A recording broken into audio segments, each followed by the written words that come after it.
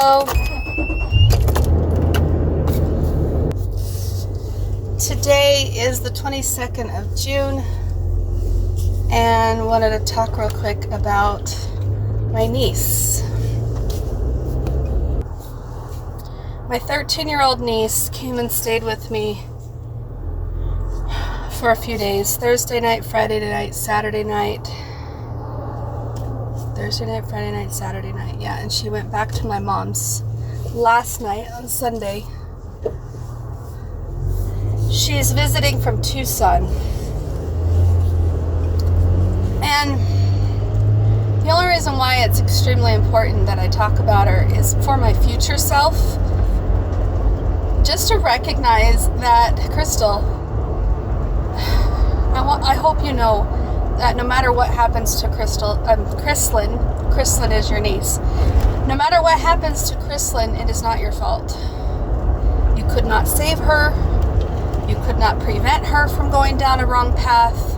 You could not help her from being self-destructive. You could not help her from being such a victim and so angry and bitter with the world.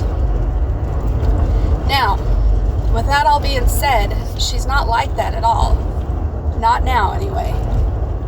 And maybe I'm putting it out there that she will be, and that's negative energy, and that's bad karma, or whatever. I'm not trying to assume that she's going to turn out to be a terrible teenager or something. I don't assume that at all. In fact, I really hope that she turns out extremely well balanced and extremely, healthy minded and self-aware of her thoughts and her feelings, and just be a very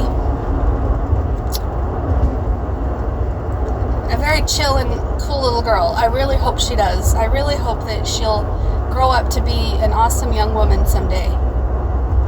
And my poor brother has been through the ringer with his ex and her mom, and she's really poisoned the children against him because she hasn't healed her own trauma. She hasn't healed her own grief and her own whatever. I mean, even if my brother did treat her poorly, she hasn't moved on from that. She hasn't forgiven and released it for herself. And then she poisoned her children's minds with how terrible of a father he was, and she restricted him from having access to his children. He never lost custody. He never lost his rights to his kids.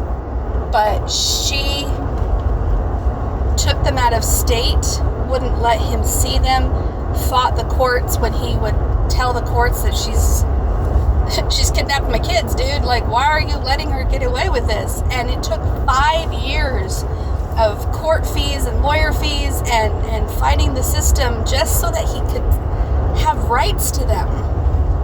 And he never had his rights taken away, and yet finally somebody in the court system, the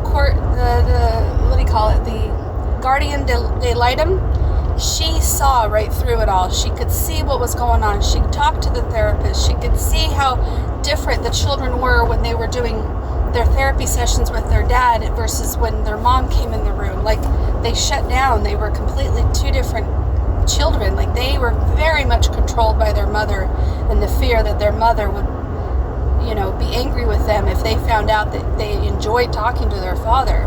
So my brother got emergency custody in August 2018. So it's been almost 2 years that he's had these children back, these two children, his daughter and his son. His daughter was 11 and his son was almost 8. And now his daughter is 13 and his son is almost 10. And they are struggling as a family unit down there in Tucson because they're supposed to have reunification therapy as a family. the children are supposed to have reunification therapy with their mother. And as a family unit in Tucson, they struggle with both of their poor behaviors. They react and they act out, and they have, moments of, it's just so heartbreaking how much damage they've had done to their psyche, that it doesn't matter how much love and acceptance my brother and his wife gives them, they can't move forward because so much trauma hasn't been healed. And so my niece was with her therapist through this whole thing, right? And because her mom was so vindictive and so angry that the children got taken away, the mom did what she had to do to tell the courts that the therapist that was seeing her daughter was not supporting reunification, and the courts took away my niece's therapist and assigned her a different therapist. So now my niece can't even communicate to her own therapist that she grew to respect and feel safe with. And my niece's mom and this new therapist are telling her, put the past behind you. Don't think about the past. And my niece is like, I want you to apologize, Mom. That's what I need. I need that for my healing. I need that so we can move forward.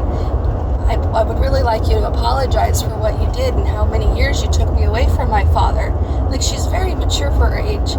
And instead of her mom apologizing, her and the reunification therapist agreed that going into the past is not healthy, and it doesn't matter what happened in the past. The past is the past. So get over it, basically. And my poor niece wants so badly just to be loved and accepted that even in her mom's just get over it, she knows her mom's not over it. So how could she be over it? So it just becomes this never-ending thing. And in my quest to spend time with my niece, I didn't want to bombard her, so I didn't spend too much time on it. But I did spend time talking to her about self-soothing and letting our emotions come out and not hiding our true selves, and just communicating and figuring out a way to help her feel like she can be safe. I'm all, Kristlyn, you're safe. Every time you talk to your mom online, it may be scary, it may be hard, but you're safe. You're not in her presence. You are not around her. You aren't going to be hurt. You aren't going to have to, it's going to be hard for that moment. And then we watched videos about how avoiding the things that we're anxious of only creates more anxiety. It only feeds the anxiousness. It only feeds the anxiety when we avoid. And that's what my niece is really good at. She's really good at avoiding her feelings. She's good at avoiding them. She's good at masking them. She calls it a cloak of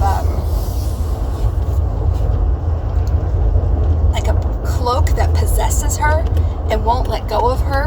And so in this cloak, she's got these superpowers that can be what the world needs her to be. And if she tries to take off the cloak, it could peel off her skin. And she talks about this cloak because of a book she read, and she's just very, very much identifies with this cloak, kind of like how I identify with my Kathy mask.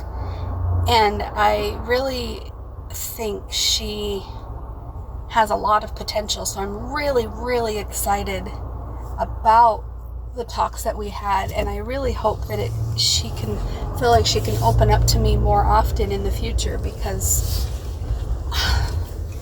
I don't want her to turn out like me in my 30s, suicidal, and I could be a drug addict and an alcoholic, and I could be so many things that I'm not, but I could be, and I could blame it on my emotions or try to be avoiding my emotions or try to hide from them, but that's not who I want to be. So in many ways, talking to her this past weekend was like talking to my 13-year-old self and being that supportive adult that even my 13-year-old self wish I would have had. And I told her that. I told her, I says, I'm looking right at myself when I look at you. You may have a trauma that was a lot worse than mine, because I'm not going to pretend that you didn't. You saw your mom punch your dad. You saw his nose bleed. You saw every time your dad's name was mentioned, even after she took him away. You saw how angry your mom would get. You saw her leave the room and reject you guys and get mad at you for mentioning him, or get mad at you for reminding her of him. You saw all that. You saw all that to the point where you now don't know how to get your mom's love and approval unless you put on the cloak, unless you put on the mask. And I totally understand where she's coming from. I remember my mom always wanting to talk bad about my dad. And she didn't do it in a angry, spiteful, hateful way, but she did it in a way that made it sound like she was so much better off without him, and so much better of a person than he was, and so much. I am so damaged because of my father. She constantly victimized me because of my dad and whatever victimizing thoughts that she had about herself when she was with him. And even when I'm watching my mom talk about my Christlin's mom, my niece's mom, my mom will victimize my niece by saying, oh, your mom really did a number on you. And it's like, yeah, maybe she did, but stop talking about it. Not that I want her to cover up the past, but if you want to change somebody's mind, you allow them to accept what the past was and recognize that people are people, and people are human, and people are going to make mistakes. So let's start a dialogue of forgiveness, because she wants so badly to be victimized. She wants so badly to have her mom say sorry. She wants so badly for her mom to heal the pain in the past. And in many ways, her mom and that new therapist is right. I can't change the past, and I can't go back and do anything. But yeah, it would be nice if she got a sorry. But it doesn't help for my mom to remind her of it.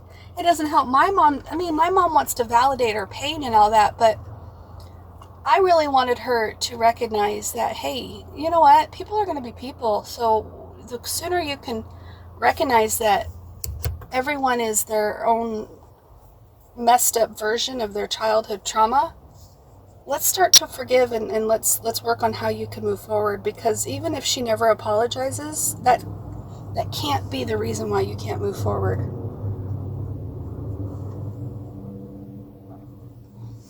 I was just trying to help Chrislyn. I can't, of course, change Jackie, her mom, or I can't change my mom. You just got to move forward. So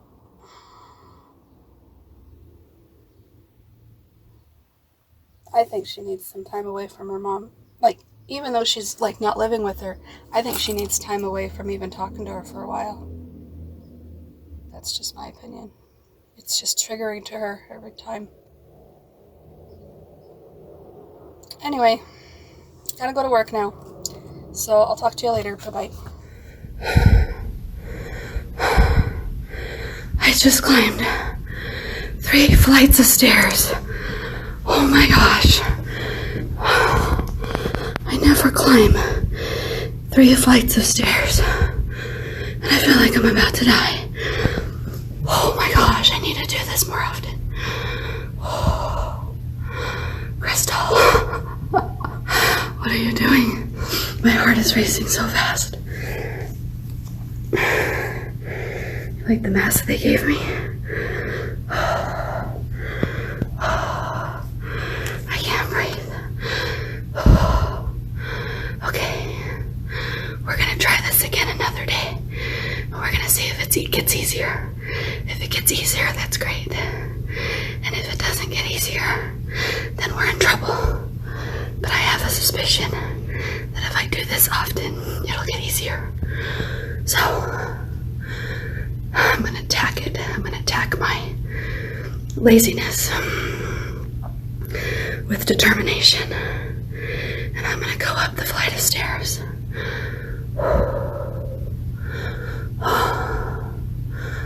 Once a day, I guess. Well, I'm not here 5 days a week. I'm only here 2 days a week. So I guess we're doing it 2 days a week. Alright, I'll talk to you later. Bye. I'm going down and my legs hurt. Oh my gosh.